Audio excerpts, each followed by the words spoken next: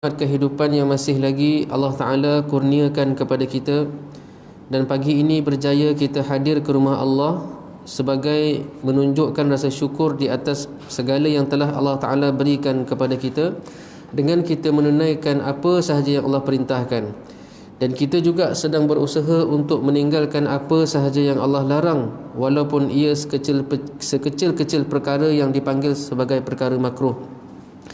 Dan pagi ini akan kita bincangkan mengenai satu topik, iaitulah bacaan Al-Quran yang tertolak. Bila sebut tertolak ini, kita kena faham ibadah yang kita persembahkan kepada Allah, dia belum tentu diterima, termasuklah solat. Dalam Islam, dalam fiqah kita ada dua dimensi. Yang pertama disebut sebagai hukum taklifi ataupun hukum ke atas mukallaf. Yang ni dia cerita pasal benda tu wajib ke, boleh buat ke tak boleh buat, kena buat ke tak kena buat. Jadi sama ada dia wajib ataupun sunat, ataupun haram, ataupun makruh, ataupun harus. Itu cerita lain. Maka siapa yang telah bersolat, siapa yang telah baca Quran, dia telah selesai dalam bab sunat ataupun wajib. Macam subuh tadi wajib. Tetapi sudut yang kedua ialah hukum wad'i, iaitulah kedudukan sifat bagi perbuatan tersebut, yang mana di bawah tu adanya persoalan sah, batal, syarat, manik dan seumpamanya. Jadi dua-dua ni nampak berkaitan, tapi perbincangannya dipecahkan. Jadi bila kita solat, yang kita persembahkan solat kepada Allah dari sudut sah.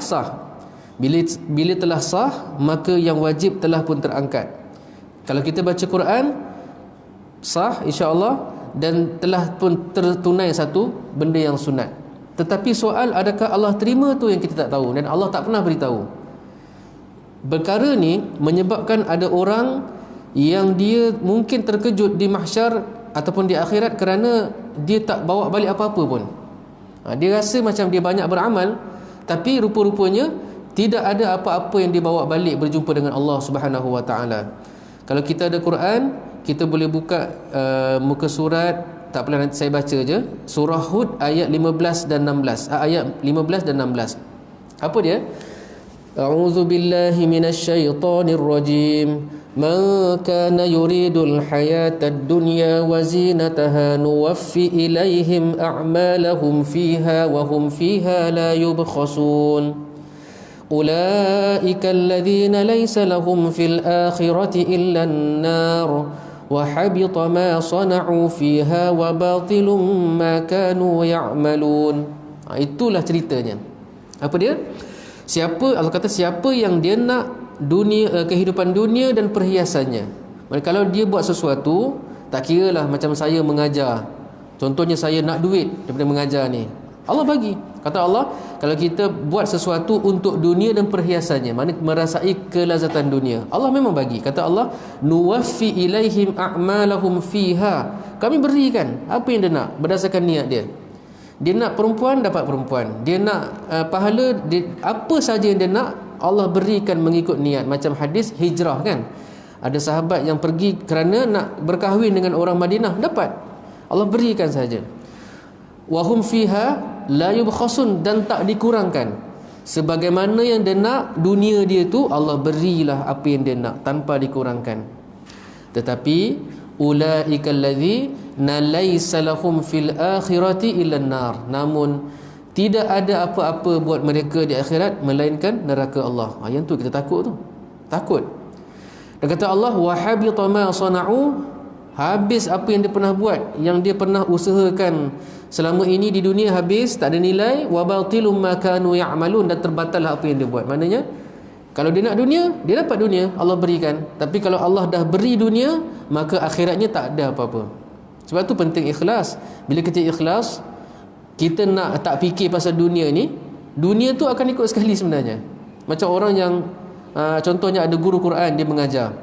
Orang tanya dia berapa nak kena bayar, dia kata terpulang lah, ataupun ada bagi harga. Harga tak salah, sebab itu yang selayak untuk masa dia. Tapi dia bukan nak duit tu, dia nak mengajar. Cuma bila ada orang tanya, dia kata sekian. Dia tak langsung, tak fikir, tak cara, tak fikir benda tu dalam kepala. Dia nak ambil hadis Nabi, khairukum man ta'allamal Quran wa 'allamahu. Nabi kata yang paling bagus dalam kalangan umat ni ialah yang mengajar dan belajar Quran. Dia nak yang tu je. Tapi kalau dia niat begitu, dapat tak duitnya? Dapat. Tapi kalau dia tak ikhlas, dapat juga. Kalau ikhlas, dapat semua sekali. Yang akhirat tu yang paling penting. Sebab itulah kita perlukan Allah walaupun kaya. Sebab itulah manusia masih perlukan Tuhan walaupun kaya. Allah bukan cerita mencukupkan sahaja. Untuk mencukupkan di dunia ni benda senang. Benda tu amat mudah bagi Allah pun. Tapi kenapa kita masih perlukan Allah walaupun kita kaya? Kerana hidup kita bukan di dunia. Kita nak hidup selepas tu. Dunia ni kehidupan yang sekejap. Tapi hidup selepas mati tu yang tu urusan dengan Allah.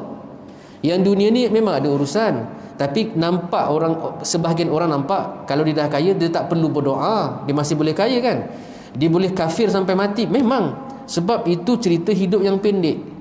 Maka mata dan akal yang mungkin kurang sihat nampak tak perlukan Tuhan. Sebab dia boleh berniaga lah, dia boleh jual barang, dia boleh kaya. Tapi macam mana cerita dia lepas dia mati? Sebab itulah kita masih perlukan Allah walaupun kita kaya. Jadi balik pada tadi tuan sekalian, maka amalan yang kita buat belum tentu lagi kita dapat. Kita cuba ikhlas kepada Allah, tapi soal balasan, soal penerimaan itu semua ialah hak Allah sebagai Tuhan, yang terpulanglah kepada Dia untuk terima atau tidak. Sebab tu kita berdoa kepada Allah sebagai Allah terima semua ibadah kita. Allah Ta'ala terima semua ibadah kita. Yang penting itu Allah terima dengan niat kita yang ikhlas. Maka pada pagi ini kita nak bincang, ada ke bacaan Quran yang tertolak? Baik. Kita tak bincang pasal pahala dan tak pahala. Kita nak tengok kan, ulama sebut untuk membaca Quran ada 3 syarat. Syarat untuk dapatkan bacaan yang sah. Yang pertama sekali, bacaan itu bacaan yang ittisalu sanadihi ila Rasulullah SAW. Bacaan itu bersambung ataupun bunyinya, cara bacanya memang dari Nabi SAW. Memang dari Nabi SAW. Sebab tu satu soalan penting, siapakah sumber bacaan kita? Sebenarnya yang kita baca Quran ni siapa? Adakah mak kita sebagai guru itulah sumbernya atau bagaimana? Sebab tu dalam mengaji ni dia penting perkataan sanad. Penting sangat. Sebab kita nak pastikan bunyi yang kita dengar itu ialah bunyi orang yang pernah mendengar dari orang sebelumnya. Nabi SAW sampai ke Syekh Dr. Aiman Suwaid 28 lapis, 27 lapis ataupun saya lupa 28 atau 27. Nabi kepada beberapa sahabat, tapi jalan Ali bin Abi Talib hantar kepada tabi'in. Kemudian Imam As-Sulami hantar kepada Imam Asim, Imam Asim hantar kepada Hafs, Hafs hantar kepada bawah-bawah kepada Ubaid bin Sabah, Ubaid bin Sabah sampailah Syatibi, bawah-bawah sampailah kepada Syekh Dr. Aiman Suwaid. Kalau guru saya Syekh Abdul Muhaimin Said Ali Abdul Majid, ada sanad dia. Jadi orang macam ni, orang yang bacaan dia telah disahkan oleh orang sebelumnya yang layak, orang sebelumnya sampai Nabi SAW. Maka kita boleh baca Quran depan orang ni. Kita mesti mencari orang seperti ini, yang bersanad ini, untuk kita dengarkan bacaan kita kepada dia. Kerana dia saja antara orang yang boleh mengesahkan bunyi kita betul. Sebab Quran ni pasal bunyi, dia bukan pasal tulisan, dia pasal bunyi. Ada beberapa bunyi yang bukan bunyi bahasa Melayu, yang bukan bunyi lidah kita. Bunyi itu hanya ada pada lahjah Quraisy. Bagi riwayat Hafs yang kita baca tu, bunyi itu kena ada orang yang dah belajar bagi tahu kita betul ke salah bunyi awak. Seperti mana kalau level-level saya yang tak apa-apa ni, kalau level orang kampung ni, kayak saya lah, pada benda yang nampak berbeza seperti imalah kubra pada majriha.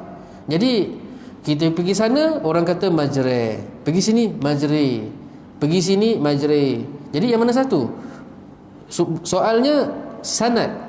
Siapa yang telah menerima bunyi yang daripada gurunya sekian-sekian-sekian, yang amanah yang boleh sampaikan kepada kita, lalu kita boleh sandarkan bacaan kita kepada dia. Maka apa saja yang saya baca memang saya sandarkan kepada 2 orang. Pertama guru saya Ustaz Mauni Israri yang memang bersanad, dan Syekh Abdul Muhaimin Said Ali Abdul Majid. Saya boleh sandarkan. Jadi kenapa baca gitu? Saya ambil daripada guru saya, dia dengar daripada guru dia. Jadi penting, kalau kita belum pernah buat, pergilah cari guru yang ada sanad untuk mengesahkan bunyi-bunyi bacaan kita. Bukan tajwid.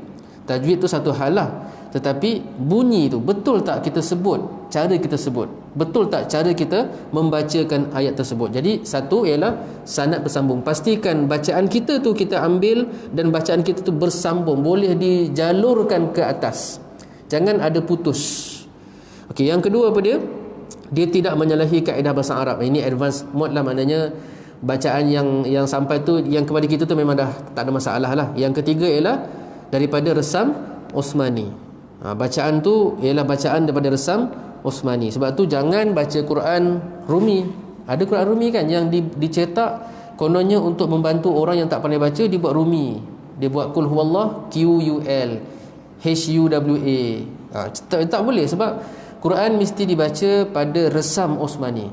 Walaupun bunyinya boleh sama, tapi mesti dibaca pada resam Osmani, dan bunyi itu tidak menyalahi kaedah resam Osmani yang kita tak perlu bincang pada pagi ini. Jadi kalau tiga tu kita buat, maka sahlah, bukan dapat pahala, sahlah bacaan Quran kita. Tapi tiga tu nombor satu yang susah, iaitu bacaan kita tu boleh bersambung dalam rantaian yang bersambung kepada Nabi Muhammad SAW. Kalau kita cari guru yang biasa, yang bukan macam syekh-syekh ni, kita mungkin jatuh pada nombor 33 ataupun 32 ataupun 31 pun tinggi, 32 atau 33. Maknanya Nabi kepada sahabat, kepada tabi'in, bawah tu, sampailah kepada guru kita, bolehlah kita kata kita nombor 33 ataupun 32. Jauh juga, sebab satu generasi dalam 40-50 tahun.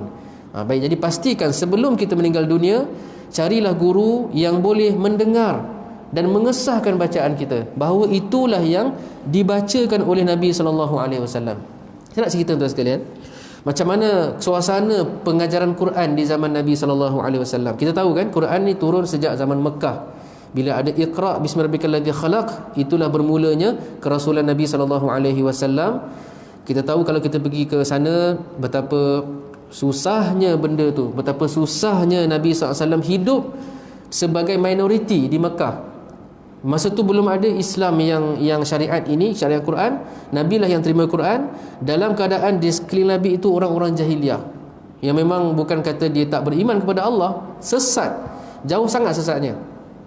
Jangan kata tak ada akhlak, moral pun tak ada, memang teruk sangat. Etika pun tak ada, teruk. Cara fikir pun rosak, akidah habis, sampaikan penuh patung di keliling Kaabah. Nak kata tahap kerosakan masyarakat ketika zaman Mekah.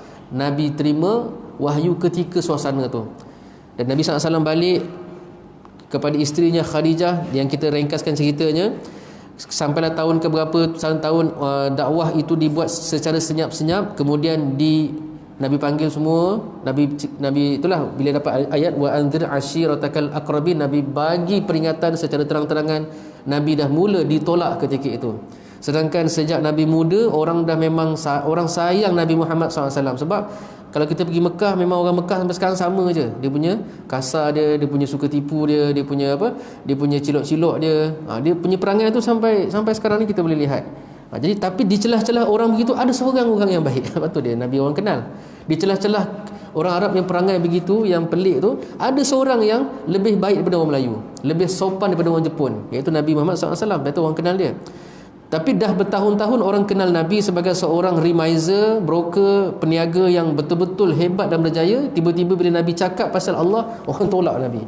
Macam tu je kena tolak. Orang tak tolak Nabi sebab akhlak, orang tolak Nabi sebab kepercayaan yang Nabi nak bawa dalam masyarakat yang dah totally damage, habis pecah, dah rosak tu. Nabi tak ajar Quran ketika ini secara macam Madinah, yang Nabi sampaikan wahyu kepada sahabat-sahabat yang ada ketika itu sikit-sikit. Bila berlakunya hijrah, maka Nabi pergi Madinah. Ketika itulah berlakunya Islam tadi tersebar masuk ke tempat-tempat yang tak pernah dimasuki oleh tempat biasa ataupun disebut sebagai bacaan Quran tadi, masuk ke tempat orang-orang kampung yang bukan Quraisy. Quran yang turun di awalnya ialah lahjah Quraisy, bilisanin arabiyyin mubin. Macam yang kita baca tu ialah lahjah Quraisy, bahasa Arab yang standard, bahasa Arab yang standard yang kita boleh baca. Tapi setiap daerah ataupun wilayah ketika itu dia punya orang tak sama. Mereka hidup bersuku-suku, bukan macam kita. Kita semua orang Malaysia, cuma negeri membezakan. Jadi orang Kelantan boleh kahwin dengan orang Terengganu. Dia bukan suku, dia tak ada apa, cuma sempadan negeri saja. Kita sama aja, kita orang Malaysia, orang Melayu. Tapi orang Arab tak macam tu. Orang Arab ni keturunannya pun tak sama, kabilah pun tak sama, dan mereka tinggal sekelompok-sekelompok walaupun dekat. Jadi orang kat sini tak sama langsung dengan orang kat sini. Muka tak sama, badan pun mungkin ada tak sama sikit. Bahasa pun ya Allah memang different, totally tak sama. Jadi perbezaan bahasa tu menyebabkan Al-Quran yang diturunkan dalam lahjah Quraisy tadi, bila disampaikan pada orang Madinah di awal itu, maka menimbulkan rasa susah mereka, menimbulkan rasa macam ya Allah, susahnya. Sampaikan Nabi SAW bersabda, ya Jibril, inni bu'istu ila ummatin ummiyin. Wahai Jibril, aku diutuskan kepada umat yang tak boleh baca. Zaman tu membaca bukan benda yang wajib. Bukan benda wajib, bukan benda yang memalukan, benda yang tak wajib. Okey. Minhum al-ajuz wasyaikhul kabir wal ghulam wal jariyah wal rajul alladhi lam yaqra kitab qattan. Kata Nabi Jibril, aku ni diutuskan kepada manusia macam ni lah, yang tak boleh baca, ada orang tua, lidah dah tak boleh nak sebut, ada budak-budak kecil sangat, ada orang yang tak boleh nak buat apa, memang tak ada literasi bahasa dan sebagainya. Maka jawab Jibril, ya Muhammad, innal Qur'ana unzila ala sab'ati ahruf. Wahai Muhammad, sesungguhnya Quran diturunkan dengan 7 huruf. Maka bila di zaman ni salah satu pandangan ulama. Sebagian ulama kata sejak Mekah Allah dah turunkan Quran dengan banyak cara baca. Tapi pandangan kedua kata, yang dipilih dalam kitab Ahsanul Bayan, ialah pandangan kata zaman Mekah satu cara baca, sebab orang Quraisy semua. Di Mekah tu orang Quraisy belaka, maka diturunkan Quraisy. Bila masuk zaman Madinah, dakwah dah tersebar laju sangat masuk ke tempat-tempat yang luar daripada kebiasaan, maka dimasuk ke kabilah-kabilah yang bukan guna lahjah Quraisy. Kita sebut lahjah tapi macam berbeza bahasa lah, macam ni lah, macam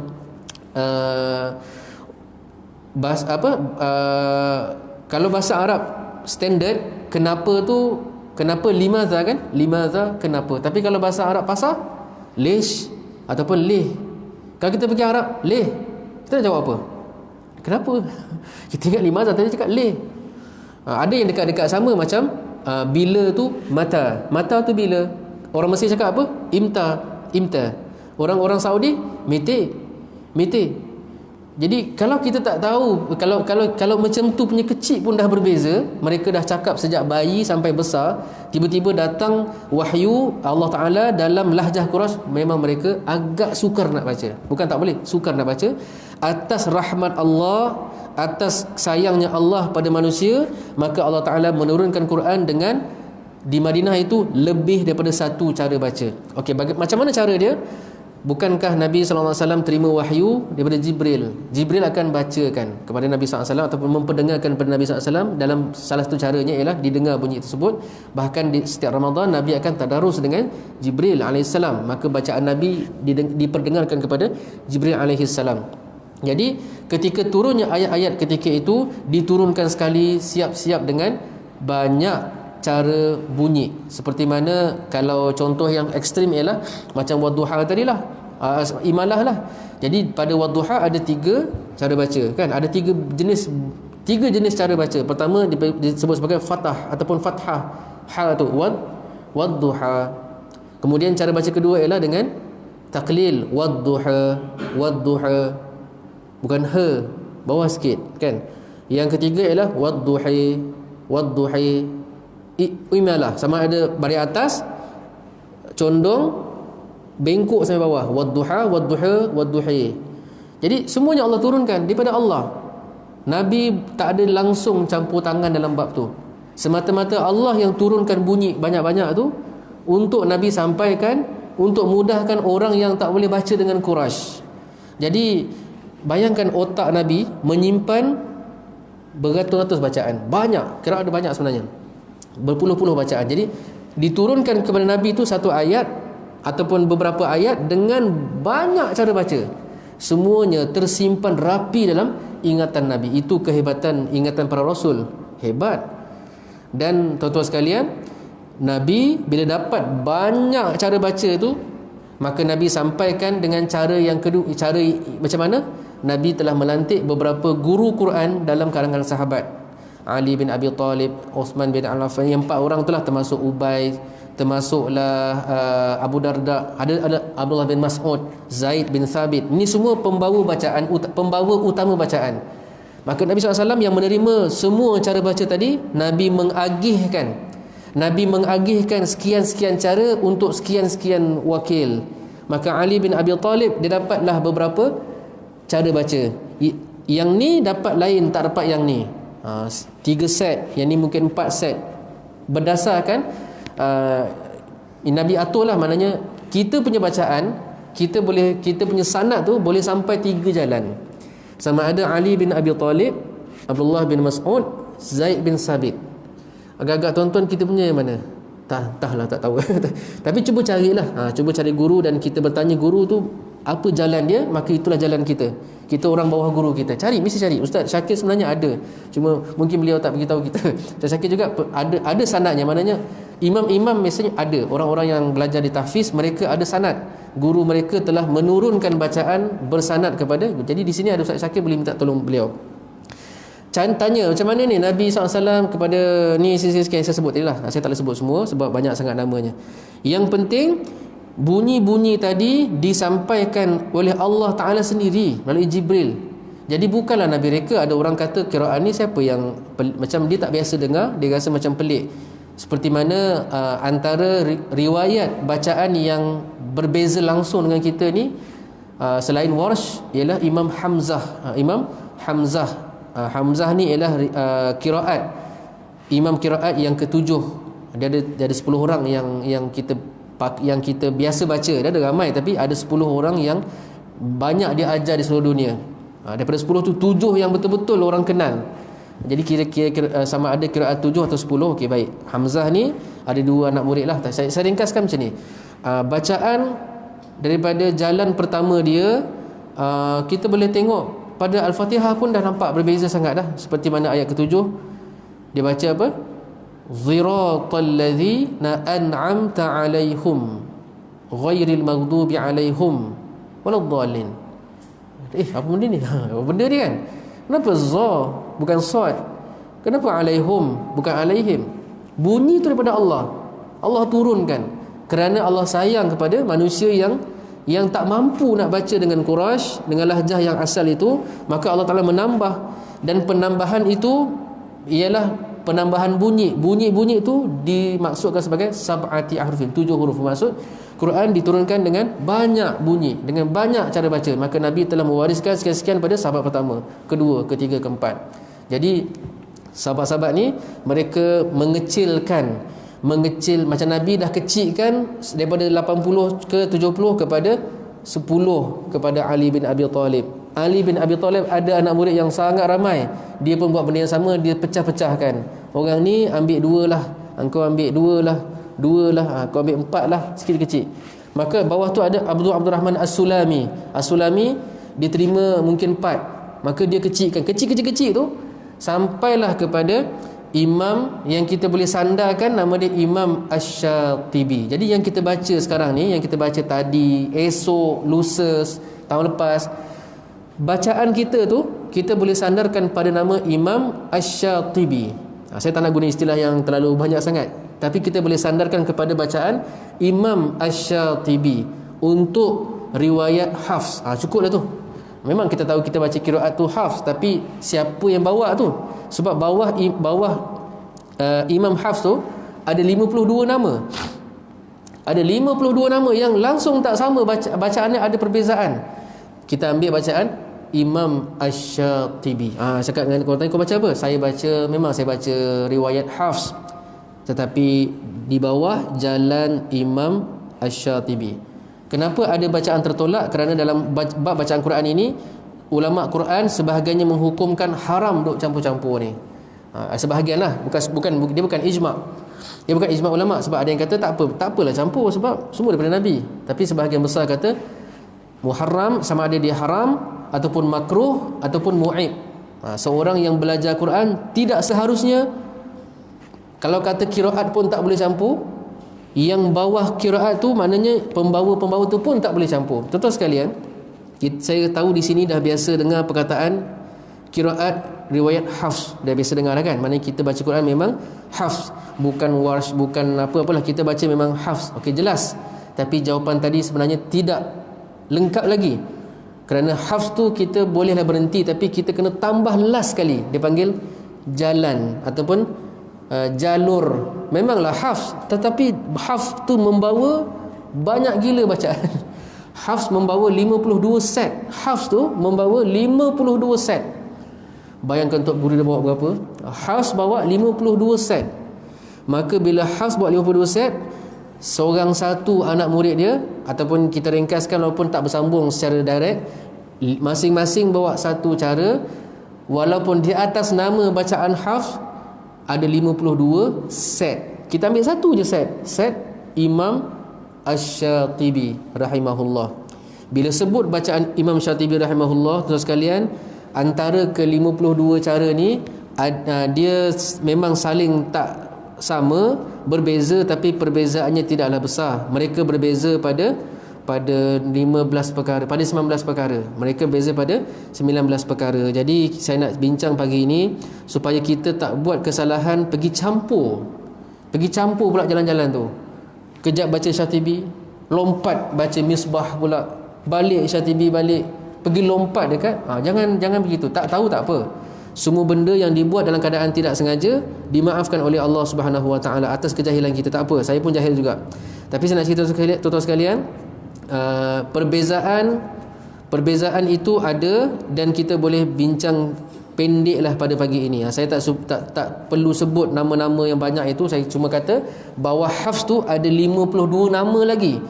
Orang-orang ni disebut sebagai tariq, jalan ataupun jalur. Jadi kita baca memang qiraat riwayat hafz, tetapi jalur siapa? Jalur Imam Asy-Syatibi. Imam Asy-Syatibi rahimahullah.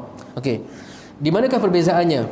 Pertama sekali, perbezaannya berlaku pada ayat pada muka surat 245. Pada ayat 245 surah Al-Baqarah muka surat 39. Maka siapa yang ada Quran digital senang sebab kita boleh terus jam. Maka kalau kita ada Quran digital, kita boleh terus pergi kepada muka surat 39. Siapa ada Quran Android ke Apple ke, cuba buka muka surat 39. Baik.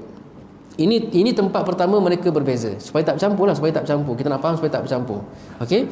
Ayat 245 surah Al-Baqarah, iaitulah man dzalladzi yuqridullaha qardan hasanan fayudha'ifahu lahu ad'afan katsirah wallahu yaqbidu wa yabsutu. Okey, di sini ada perkataan wa yabsutu. Dalam Quran, tak silap saya, ada 13 kali perkataan yabsutu. Tak silap saya lah. Dia tengok balik Dalam Quran ada 13 kali. Kalau saya tak silap, 13 kali perkataan yabsutu. Tetapi yabsutu pertama dia eja dengan sad. Yang lain semua eja dengan sin. Sila buka. Nanti kalau ada masa buka Quran, cari ya ba sinta. Yang lain semua ya ba sinta. Tetapi yang pertama dalam ayat 39, dalam surat 39 ayat 245 surah Al-Baqarah dieja dengan sad. Wallahu yaqbidu wa yabsutu. Dalam ayat 245 Al-Baqarah ini dieja dengan sad, namun diletakkan sin kecil di atas sad. Yabsutu itu dieja dengan sad tapi diletak sin kecil. Soalnya nak baca yang mana? Kenapa begitu? Kenapa? Okey, soalan yang pertama, kenapa tak eja sin semua macam yang lain? Kenapa nak eja sini sad? Kenapa yang lain tu sin? Ini resam Osmani yang telah ijma' sahabat. Ketika jawatan kuasa yang ditubuhkan oleh Osman bin Al-Affan, yang diketuai oleh Zaid bin Thabit radhiyallahu anhu, dua-dua ni mereka telah standardkan cara penulisan Quran. Ketika Nabi hidup, Quran ditulis tak? Ya.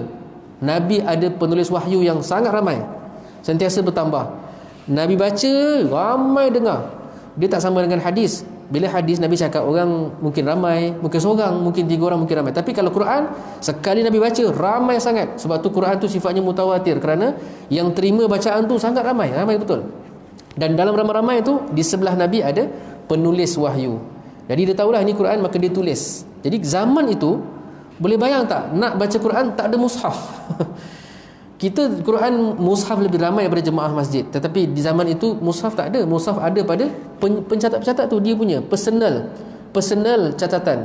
Maka ditulislah. Jadi penulisan itu Nabi tak boleh tulis, tapi disaksikan penulisan itu oleh Nabi sallallahu alaihi wasallam. Jadi masing-masing ada versi masing-masing. Bila sampai zaman Osman, dia satukan, dia standardkan, inilah hasilnya. Maka tak boleh tukar. Maka Quran tak boleh tukar jadi sin. Dekat sinilah, dekat sini. Sad juga. Cuma diletak sin. Kenapa? Kerana pada yang ni ada perbezaan bacaan Nabi. Qiraat dia lah. Sebab yang lain sin, yabsutu. Tapi di sini pernah diperoleh bacaan daripada Nabi SAW dua bunyi. Sama ada yabsutu dan yabsutu. Nampak? Jadi ini semua atas riwayat sahaja semata-mata. Macam mana Nabi sampaikan bunyi, sahabat dengar dan tulis balik. Jadi di sini kalau kita punya jalan, Syatibi baca dengan sin sahaja, tak boleh pilih. Ataupun ada orang kata kalau sin ke atas, bolehlah cakap macam tu. Bila sin tu dekat atas, tapi bukan sebab tu. Ni cerita kalau untuk yabsutu ni, satu ni je yabsutu. Yang mana sin tu di atas, maka dibaca dengan sin. Yang lain tuan-tuan tengok, memang eja sin siap-siap. Yang ni je dengan sad. Cuma ada sin. Maka kalau Syatibi baca dengan wallahu yaqbidu wa yabsutu, sin, yabsutu. Maka siapa yang baca dengan sad bukan salah, dia terlompat jalan lain, dia pergi tukar jalan. Sedangkan tadi dah semua Syatibi, tiba-tiba sampai kat situ dia baca dengan sad wallahu yaqbidu wa yabsutu. Bukan salah, bukanlah berdosa, tidak, tetapi dia telah pergi lompat, pergi campur. Dia panggil apa? Dia panggil tarkib. Tarkib ni mencampur-campurkan bacaan. Sebenarnya kalau ikut ulama Quran dia tak bagilah, dia kata haram kerana Nabi tak pernah sekali Nabi baca satu set sama je. Di sini lain, Nabi baca macam tu. Jadi kata ulama macam ni, kata tak boleh campur. Baik. Yang kedua ialah pada surah Al-A'raf ayat 69. Okey. Surah Al-A'raf, tak apa kalau tuan-tuan tak sempat nak kejar, dengar je lah ya. Al-A'raf ayat 69. Dia berada pada muka surat yang ke-1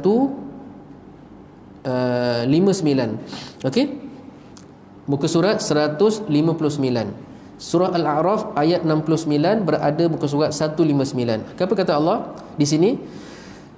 Wa idh ja'alakum khulafa'a min ba'di qaumi nuhin wa zadakum fil khalqi bastah. Sama juga. Isu yang sama, isu ejaan perkataan yang dieja dengan sad dalam mushaf. Memang sad. Betul-betul sad, tetapi atas sad tu ada sin kecil. Okey. Sama juga di sini Imam Syatibi baca dengan sin fil khalqi bastah.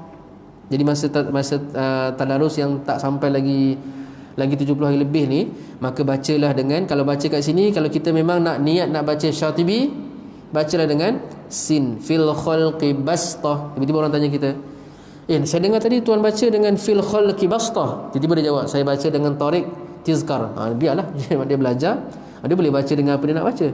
Tapi kalau standardnya secara normalnya macam kita lah, fiqh kita secara standardnya Syafi'i. Walaupun tak niat, tapi secara masyarakatnya begitu. Sama dengan Quran, secara masyarakatnya kita memang terima pengajian Quran berdasarkan jalan Imam Syatibi. Maka Syatibi baca di sini sin sahaja. Fil khalqi sin bastah. Yang ketiga, bimusaitir, lasta alaihim bimusaitir. Surah Al-Ghashiyah ayat 22. Surah Al-Ghashiyah ni hujung Quran lah kan. Surah Al-Ghashiyah ayat 22. Al-Ghashiyah berada di muka surat 592. Ni tak ada sin. Tak payah carilah, dia tak ada sin. Cuma nak beritahu tuan-tuan, pada ayat 22 ni lasta alaihim bimusaitir. Kalau kita dengar orang baca lasta alaihim bimusaitir, maka di situ kita baca sad sebab kita baca dengan jalan Syatibi. Tapi di sana walaupun masih qiraat yang sama, hafz, tetapi sebab jalannya ada banyak, beberapa jalan baca dengan sin, lasta alaihim bimusaitir. Maka bila kita jadi makmum, tiba-tiba imam tu baca lasta alaihim bimusaitir, dia tak salah. InsyaAllah dia tak salah, sebab mungkin dia belajar lebih dari kita. Saya bila dengar orang pelik-pelik, saya anggap tu je. Bila saya dengar pelik-pelik, saya anggap saya tak tahu macam apa yang dia tahu. Dia lebih tahu daripada apa yang saya tahu. Mungkin dia belajar semua tarik tadi dan dia beramal dengan tarik yang bukan Syatibi. Dia orang pandai ni. Dia baca lasta alaihim bimusaitir. Jadi kita sangka baiklah, maknanya mungkin kita tidak belajar seperti yang dia belajar. Sama dengan yang keempat, al-musaitirun. Dia ni ada sin. Yang ni ada sin pada ayat surah At-Tur ayat 37. Surah At-Tur ayat 37. Tur. Dia awal juzuk 27 surah At-Tur ayat 37 berada di muka surat 525. 525 yang ni ada sin. Yang ni nampaklah sin dia. Apa dia? Am indahum khazainu rabbika am humul musaitirun. Am indahum khazainu rabbika am humul musaitirun. Kenapa yang tadi tu tak ada sin? Kenapa yang ni ada pula sin dekat bawah? Baik, jangan kata qiraat. Quran kita ni pun dia meraihkan semua jenis tarik, tetapi nampaknya dia berat kepada tarik Syatibi. Imam Syatibi dekat yang nombor 3 tadi, musaitir memang sad sahaja. Yang lain baca dengan sin. Tetapi untuk ayat 37 surah At-Tur muka surat 525 ini, sad tu ada sin dekat bawah pula. Okey, jadi untuk tempat ini Imam Syatibi boleh baca dua cara. Kita boleh baca dua cara. Nanti masa tadarus kita boleh buat dua-dua. Yang pertama ialah dengan sad. Bila belajar Quran dia ada tertib dia, tak boleh langgar. Bila sebut dua cara, yang pertama tu sad, yang kedua sin. Dia tak boleh langgar. Pertama sin, dua sad. Itu disiplin ilmu Quran. Kalau dikatakan ada dua cara, cara tu pun disusun dengan caranya. Dia tak boleh pandai-pandai. Jadi kalau kata dua cara di sini, sad dulu baru sin. Jadi boleh baca dengan amhumul musaitirun. Itu cara pertama. Cara kedua ialah amhumul musaitirun. Maka siapa boleh cubalah, kalau rasa nak baca sai pun boleh, nak baca sai pun boleh. Dua-duanya bagi jalan Imam Asy-Syatibi. Jadi yang lain pun sama juga. Okey. Sin atas sin sahaja. Untuk Syatibi tak boleh. Untuk Syatibi yang kita baca tu, kalau sin kat atas sin sahaja. Sin sahaja. Bila sin tu dekat bawah, bagi kes al-musaitirun ni ada dua cara. Ikut dia siapa kat atas. Jadi sad kat atas kan, sad dulu baru sin. Yang musaitirun lah. Dia susun mushaf ni dah cantik dah. Siapa yang paling atas itulah yang kita utamakan. Macam tu. Sebab tu letak sin kat atas tadi. Mana yab sutu. Bagi Syatibi hanya baca dengan sin sahaja. Sin dekat bawah, Syatibi boleh pilih sama ada dengan sad ataupun sin. Baik. Saya rasa di sini ada kelas ni kot. Cuma kita nak flashback balik. Bacaan kita takut tertolak bila kita tak jaga cara baca, maknanya tak menjaga adab-adabnya. Ada kitab yang ditulis oleh Imam An-Nawawi rahimahullah, kitab apa? At-Tibyan fi Adab Hamalatil Quran. Ada satu buku yang Imam Nawawi tulis tentang adab baca Quran, khusus pasal adab baca Quran. Ada adab dia. Antaranya macam ni lah. Maknanya tak boleh tarkib, tak boleh campur-campur suka-suka hati. Kejap baca yang ni, lompat pergi qiraat ni, lompat pergi, tak boleh. Dia kena baca satu bacaan, satu set, satu qata' disebut, satu qata'. Okey, teruskan. Yang kelima, yang ni banyak sikit lah, masa nak habis dah. Saya rasa sempat 5 je. Yang lagi 15 tu nantilah, kalau ada umur, ada masa sambung. Baik. Isu pada hamzah wasal. Yang pertama sekali ada 3 perkataan 3 perkataan untuk poin kelima. Az-zakaraini al-ana Allah. Az-zakaraini mad farad, al-ana mad lazim, kalimi mukhaffaf, Allah farad. Okey, baik. Dia satu kategori mad yang dibaca dengan 6 harakat. Yang pertama sekali berada pada surah Al-An'am. 2 tempat dalam surah Al-An'am, ayat 143 dan 144. Maka kita pergilah kepada surah Al-An'am. Yang ni agak menarik sebab dia jarang kita buat cara baca yang kedua. Jarang kita buat cara baca yang kedua. Jadi surah Al-An'am ni surah di awal-awal Quran. Maka ayat 143 berada pada muka surat 147. Okey, 147. 147. Kita buka Quran muka surat 147. Dia ada dua ayat tu. Baris kedua dengan baris keempat. Thamaniyata azwaj tu minal dha'ni ithnain wa minal ma'zi ithnain qul adzakaraini harrama amil unthayain. Okey, di situ baris kedua tu. Baris kedua tu qul, dan baris keempat wa minal ibli ithnain wa minal baqari ithnain qul okey. Imam Syatibi ada dua cara. Yang pertama dia baca dengan ibdal ma'al isba', macam saya buat tadilah, macam tuan-tuan bacalah. Maknanya dia sebenarnya ada dua hamzah tu. Sebenarnya ada dua hamzah. Sebenarnya di situ ialah qul az-zakaraini. Sebenarnya di situ ada qul az-zakaraini harrama, itu asalnya qul az. Tetapi Allah turunkan bukan macam tu. Allah turunkan dengan bunyi yang ada banyak. Bunyi pertama yang kita bacalah qul adzakaraini harrama amil unthayain. Itu satu. Yang saya rasa semua buat bunyi kan? Tapi ada cara kedua, tashil. Qul adzakaraini. Kalau nafas tak panjang, cuba boleh ambil cara kedua tu. Dia panggil tashil. Tashil ni satu harakat je lah. Sekejap je. Asalnya qul az-zakaraini, kita boleh tashilkan a yang kedua.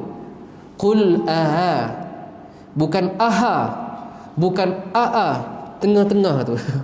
Dia macam hembusan. Qul az-zakaraini harrama amil unthayain.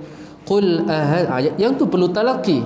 Bunyi itulah yang perlu kita cari guru yang telah disahkan bunyinya betul. Untuk Ustaz Syakir, tolong saya boleh tak? Saya nak cuba baca bunyi yang kedua tu, bunyi tashil tu. Qul adzakaraini. Maka Ustaz Syakir akan bantu kita untuk ajar bunyi yang kedua tu, bunyi tashil. Bunyi macam hembusan sikitlah. Dia macam hembusan. Dia bukan aa dan bukan aha yang semata-mata angin. Dia tengah-tengah. Angin tak ada pangkal. Qul aha. Qul aha. Satu henjutan berangin. Qul adzakaraini. Saya pasti ramai orang tak berani baca macam tu walaupun dia senang. Tashil tu maksudnya senang, memudahkan. Tashil tu bahasa Melayu dia melicinkan, memudahkan. Jadi kalau kita rasa macam nafas tak cukup masa tadarus, bolehlah baca dengan samaniyata azwaj minadh dha'ni ithnain wa minal ma'zi ithnain qul adzakaraini harra. Senang sebenarnya. Senang, dia tak pakai nafas yang banyak. Tetapi mungkin susah, teknikalnya susah lah, tapi dia lebih mudah sebab dia tak perlu baca panjang. Sama dengan bawah tu, baris yang keempat, qul adzakaraini harrama amil situ. Okey, itu yang pertama. Perkataan az-zakaraini ada dua kes dalam Al-Quran, kedua-duanya dalam surah Al-An'am, ayat dalam muka surat yang sama, 143, 144. Kes yang sama, perkataannya lain, berada pada surah Yunus. Surah Yunus pula, dia tak jauh. Surah Yunus tak jauh sangat. Surah Yunus lepas surah Taubah. Surah Yunus ayat 51 dan 91. Ayat 51 surah Yunus berada di muka surat 214. 214. 214. Okey. Okey, siapa ada Quran 214 ayat 51 surah Yunus muka surat belah kiri. Okey, di situ ada perkataan asumma idza ma waqa'a amantum bih.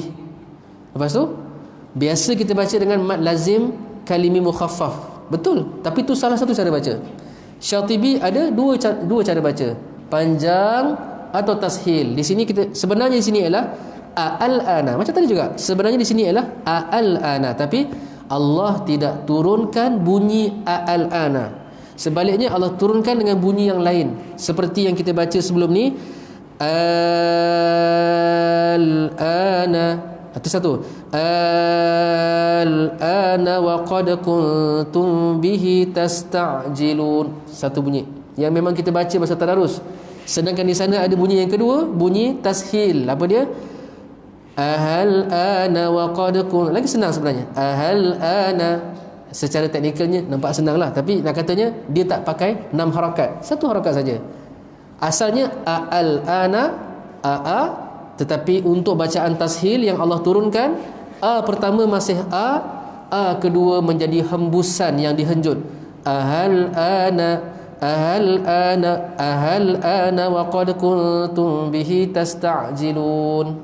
Jadi kalau kita tadarus tahun ni sampai kat surah apa nama Al-An'am sampai surah Yunus, bolehlah kalau kita nak tukar cara baca kita. Selama ni kita baca dengan mad lazim, kita boleh tukar kepada tashil. Dia pakai nafas sikit je. Ahal ana wa qad kuntum bihi tasta'jil. Okey, kes al-an ada dua tempat. Pertama ayat 51. Kes kedua dalam surah yang sama juga, cuma ayat 91. Tadi muka surat 214, sekarang muka surat 219. Okey. Muka surat 219. Depan sikit je ayat 91. Al-ana wa qad asaita qablu wa kunta minal mufsidin. Sama juga kita boleh buat tashil. Ahal ana wa, saya saja kuatkan tau, jangan buat macam saya cuma nak bagi tahu dia hembusan. Sebenarnya tak sekuat tu. Ahal ana wa qad asaita qablu wa kunta minal mufsidin. Masalah tuan tahu tak? Dalam Quran ayat tadi 91 kan? Ayat 92 lepas tu ialah satu tempat di mana kita akan baca satu harakat paling banyak. Cuba baca ayat tu. Falyawma nunajjika bibadanika litakuna liman khalfaka ayah. Dia punya satu harakat dia banyak. Ayat lepas tu. Saya nak beritahu apa? Di situ ialah tempat yang satu harakat paling banyak. Falyawma nunajjika bibadanika kalita 8. Falyawma nunajjika bibadanika litakuna liman khalfaka ayah. Dia ada a few tempat yang satu harakat dia berderet. Apa lagi? Bagi saya antara yang paling susah saya nak baca ialah dalam juzuk berapa ya? Juzuk 9 Ustaz Syakil. Pasal Nabi Musa dengan Firaun. وقال الملأ من قوم فرعون أتذر موسى وقومه ليفسدوا في الأرض ويذرك وآلهته. Saya sampai sini saya susah sikit. Saya kena putus-putuskan sebab dia macam ni, banyak sangat satu harakat. Itu je selingan. Akhir sekali untuk kes yang sama ialah perkataan Allah. Ni penutup lah ni, dah 7.5 dah. Allah ni berada di dua surah pula. Pertama surah Yunus, surah yang sama. Kita patah balik ke belakang. Pertama surah Yunus ayat 59. Balik ke muka surat 215 pula. 215 ayat 59. Jumpa patah balik belakang 215 ayat 59. Qul ara'aytum ma anzalallahu lakum min rizqin faja'altum minhu haraman wa halala. Qul Allahu azina lakum. Qul Allah. Asalnya mat faraq lah Ustaz kan? Asalnya mat faraq sebab dia ialah Qul Allah. Qul Allah, tetapi Allah tak turunkan Qul Allah, bunyinya Allah turunkan dengan cara yang pertama ialah Qul 6 harakat Allah. Yang kita baca yang kedua ialah tashil. Qul Allah. Qul Allah. قل الله أذن لكم قل أرأيتم ما أنزل الله لكم من رزق فجعلتم منه حراما وحلالا قل الله أذن لكم. Nampak macam susah tapi dia tak susah sangat, cuma perlukan latihan. Qul Allah. Jangan sampai qul henjut. Qul Allah. Walaupun ada kat YouTube cara tu, tapi yang betul ialah tanya pada orang yang live, orang betul-betul. Walaupun YouTube tu boleh dijadikan rujukan lah, tetapi untuk dapat pengesahan sila cari guru yang boleh mengesahkan. Di misi orang, digital tak boleh. Okey, ayat ni alang-alang saya baca sikit lah. Ayat ni dalil kepada Allah juga berikan rezeki yang haram. Allah juga berikan rezeki yang haram. Istilahnya sama, rezeki. Allah kata apa? Tidakkah diperhatikan bahawa Allah turunkan kepada kamu rezeki, sebahagiannya haram, sebahagiannya halal. Jadi kalau orang tu kerja kelab malam, kalau haram kenapa Allah bagi saya? Ini rezeki saya. Memanglah Allah sebut dalam ayat 59 surah Yunus, rezeki itu ada yang haram, ada yang halal. Kamu main judi pun menang, itu rezeki lah. Rezeki itu cuma rezeki itu haram. Jangan cakap kalau halal rezeki, kalau haram bukan rezeki. Rezeki. Faja'altum minhu haram. Ada yang haram, ada yang halal. Namanya sama, rezeki juga. Okey, baik. Allah yang kedua, bukan Allah, maksudnya perkataan Allah yang kedua berada pada surah Semut, surah An-Naml ayat 59. Surah An-Naml ayat 59 berada di muka surat 377. Ya, 37 sekejap Ini last ni, tuan last. Letih dah ni. Tuan-tuan letih dah. Okey, ayat muka surat 3 An-Naml ayat 59. Ayat 382. Muka surat 382. Ini pun sedap ayat ni. Qulil hamdulillahi wa salamun ala ibadihi alladhina istafa. Salam Allah kepada Nabi SAW. Ya Allah, ayat ni memang betul-betul istimewa tuan sekalian. Nabi Muhammad ni antara kita panggil dia ialah Al-Mustafa. Betul-betul hamba Allah yang terpilih. Okey, ayat 59 ini, tapi di sini dia ibadihi alladhina. Maknanya dia jamak, maksudnya nabi-nabi. Nabi di sini ialah nabi-nabi. Baik. Di situ apa?